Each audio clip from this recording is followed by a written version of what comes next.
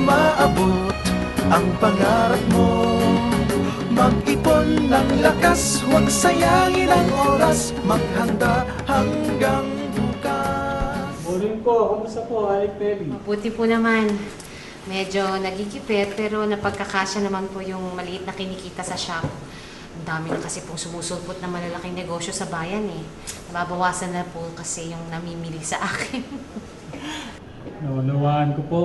Kaya nga dito naman kami para tulungan kayo sa mga ganitong sitwasyon. Paano po? Di ba parang alkansya po ang bangko? Iipunin yung pera tapos kukunin kapag kailangan. Yan po ang akala ng maraming tao, Aling Peli. Pero marami pong ginagawa ang mga bangko maliban sa pag-iingat o pag-iimpok ng pera. Ang pag-iimpok sa bangko ay parang pagkakaroon ng dalawang alkansya. May interes na kinikita ang pera nyo sa bangko. Ito ay kagaya ng pagkakaroon ng isang alkansya at isa pang maliit na alkansya. Eh di parang nag-iipon ng bangko para sa akin? Opo, Aling Peli.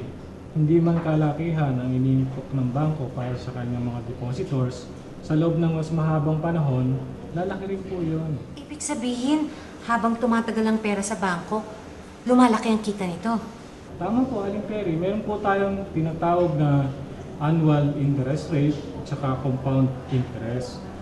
Halimbawa, kung ang interest rate sa isang taon ng isang bangko ay 5% para sa isang savings account, ang 5 piso mo ay kikita ng 25 centavos sa loob ng isang taon.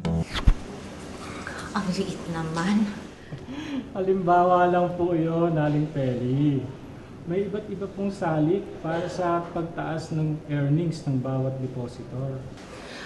Meron po bang ibang produkto o service na ino-offer ang bangko para sa mga katulad ko na nangangailangan ng additional na kapital sa small business? Meron po. Tingnan po ninyo, ito po. Meron po tayong tinatawag ngayon na microfinance. Katuwang po ng mga Pilipino ito para sa paglaban sa kahirapan. Ay, paano yan? Patuloy po ang paglago ng microfinancing sa Pilipinas. Halos, ito po, tingnan nyo, 99.6% na po ang ating total industries na bumubuo sa small hanggang medium enterprises. Ibig sabihin, marami rin po palang nakikinabang sa mga maliliit na negosyo dahil sa pasweldo ng ganitong industriya? Tama po. Sa katunayan, ito po, 70% po ng ating workforce ang employed sa ganitong industries. Marami din bang kagaya ko na ang pinagkakakitaan ay isang maliit na negosyo? Opo, halos 4.1 million po ng families na kabilang po sa low income strata ang engaged sa micro-enterprise activities. Ganun po ba? Ay, paano po kung kapos sa puhunan? Wala pong problema yon sa pamamagitan po ng pagpapahiram ng kapital sa maliliit na negosyante. Ang microfinancing po ay nakakatulong na mabuhay ang maliliit na industriya ng ating bansa. At makakatulong pa po tayo sa ating mga kababayan na magkaroon ng trabaho. Tama po, Aling Peli. Kaya sa ganitong programa, kahit unti-unti, kaya natin maibsan ang kahirapan ng ating bansa. Importante pala po ang bangko hindi lamang sa pagtatago ng pera. Maraming salamat. Unang-una natin ang kailangan malaman ay tungkol sa mga iba't ibang uri ng gastusin or types of expenses. May dala akong ilang mga bagay dito. Tatawag ko ng mga volunteers sa inyo at ilalagay niyo yung mga bagay sa tamang kahon ng types of expenses. Ang pinakamalaking gastusin sa pang-araw-araw ay ang pagkain. Dahil ito ay isang basic necessity. Nabubuhay tayo dahil tayo ay kumakain. Ang mga sabon, toothbrush, toothpaste, at mga shampoo ay basic necessities din. Tama. Dahil yan ang tinatawag natin personal hygiene. Kailangan maingat tayo sa katawan dahil kung hindi, tayo ay magkakasakit. At kapag nangyari yun, hindi tayo makakapagtrabaho, hindi tayo kikita, at lalaki pa ang gastos natin. Meron tayong tinatawag na cash reserves. Ito naman yung ipon natin na inilalaan para sa mga karagdagang gastusin na labas sa pangangailangan natin araw-araw.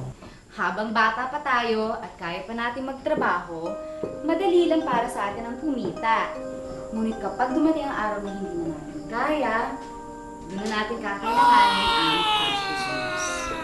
Ayon sa pag-aaral, ang cash reserves ay dapat katumbas ng 6 na buwang sweldo ng isang empleyado. Ang emergency fund naman, ito yung ipon natin na ilalaan para sa biglaang gastos. Halimbawa, magkasakit tayo, dito tayo huhugot sa emergency fund. Mahalaga na lagi tayong handa para sa mga pangyayaring ganito na tinatawag natin emergencies. Ma'am. Yes. Kapag po naman may sale sa mall, syempre sasamantalahin mo yung sale at bibili ka ng mas murang bagay. Emergency yun, ma'am. Kasi kapag binalikan mo yung tindahan, hindi na sale. Rico, hindi emergency ang sale. Meron po kasi akong titang ganun eh.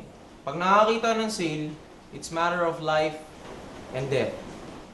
Ma'am, emergency fund din po ba kapag kunyari nasira yung sapatos kong pamasok? Tapos, bibili na lang po ako ng bago? Kailangan natin ng sapatos na pamasok. Basic necessity yon.